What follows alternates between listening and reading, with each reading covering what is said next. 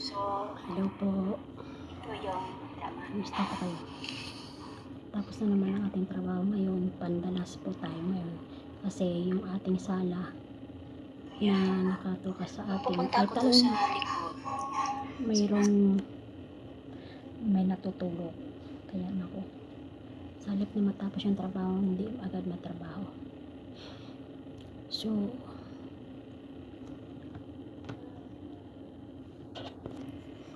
atin mo nang pinagising. Kahit anong kang gising, hindi magigising. So, yun na lamang yung ano natin. Ako pala ay binigyan ng device. So, ito yun. Ito kasi yan. Auto face tracking device. Tripod. So, salamat sa sponsor. So, salamat sa Panginoon dahil may ganitong bagay. So, nagle-level up. Tripod, headset, at saka microphone para tayo magkakaringgan. Sunod, ano pa? Yun, natapos din ang husay. Tapos, inuna ko yung mga dapat unahin para balikan na lang yung dapat balikan. So, huwag kayo ma-stuck doon sa, halimbawa, may trabaho kayo, tapos hindi nyo agad yun natapos. Ay, iwanan nyo yun at lumukso kayo doon sa isang trabaho na naka-assign sa inyo. Kasi pag hintayin mo yun, hahabulin mo yun yung oras mo. Kaya tayo mga OFW, kailangan tayo ay yung tawag dito, well prepared at saka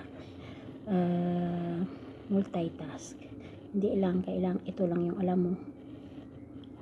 Mabe-benefit ka rin naman ka dyan kasi ikaw din mismo yung aani ng yung mga tinatanim mo. So, ibig sabihin, pag nakita ng amo na ito pala yung hindi siya yung ang tawag doon, hindi siya yung sa trabaho, yung medyo kasi tawag dyan sa Arabic batal, yung ibig sabihin pabiyan-buyan sa naman sa dialect ng Ilonggo. Sa Tagalog nakalimutan ko. So yun ibig sabihin pag ikaw ay available doon sa oras na yun at meron ka pang yung gagawin, yun muna unahin mo. Kasi pag hindi mo yun yung adjust yung oras mo at yung trabaho mo, magulo yung utak mo kung anong unahin. Tapos hindi mo malaman, may biglang schedule na ganyan, pull out ka, tapos yun naman isa. Tapos may biglang, halika gusto mo ganito, yan. So, maiiwanan mo ngayon yung isang trabaho na dapat mong gawin. Tatambak ngayon, tatambak. So, ikaw rin naman ang gagawa nun. Wala rin naman gagawa ng iba. Ikaw. So, ibig sabihin, maging flexible ka kung saan ka dadalhin yung hugutin ka. Doon ka pupunta. So, kailangan ganun. Tayo mga OFW dapat, sabi nga ng tao sa Saudi, ang mga Pilipino daw, smart at saka iba magtrabaho. So, paninindigan natin yun. Bagamat mahirap, so, doon nakaano yung pangalan ng Pilipino. Kaya yung mga Pilipino, madaling kahit saan pwede. At saka, mahal yung pagkuha sa atin. Tulad ng ibang lahi na mura. At saka proud sila sa atin kasi, hindi man sa tayo ay ichinichismis sa ibang employer. Ganun, pag ikaw halimbawa ay Pilipino ka, tapos sabihin, uy, alam mo ako ay may employer na Pilipino, ako ay may household na Pilipino, at saka ganito, ganyan.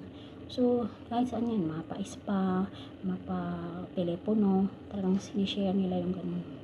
So, proud sila sa mga Pilipino. At isa pa, pulido magtrabaho. So, kailangan nating ayusin yung trabaho natin para tayo ay umani din ng kabutihan sa mga employer. Nauna ipagdasal sa Panginoon yung madadatnan ng employer. Hindi lang basta yung sarili mo na ikaw ay maging tawag ito sa sarili mo, yung asa ka sa sarili mo na, kaya ko to kasi magaling ako. Hindi. Dahil pa rin sa Panginoon. Bigyan ka ng employer na malambot ang puso, may takot sa Diyos. Kasi kahit anong gawin mo, pag talagang minsan ang iyong employer ay hudas talaga. So, tandem yan. Ibig sabihin, ipagdasal mo sa Panginoon at gawin mo yung trabaho mo the same time para ikaw ay maging succeed sa anuman mga bagay sa iyong buhay. Kaya hanggang dito na lang ha. Babay muna sa ngayon. Tipo, salamat ulit sa nag-sponsor sa aking tripod. Bye. Ay, like and subscribe para sa channel ko. Ako po ay 486. Malayo pa ang aking lilikumin kasi dapat 1,000. Sige po, thank you. Bye.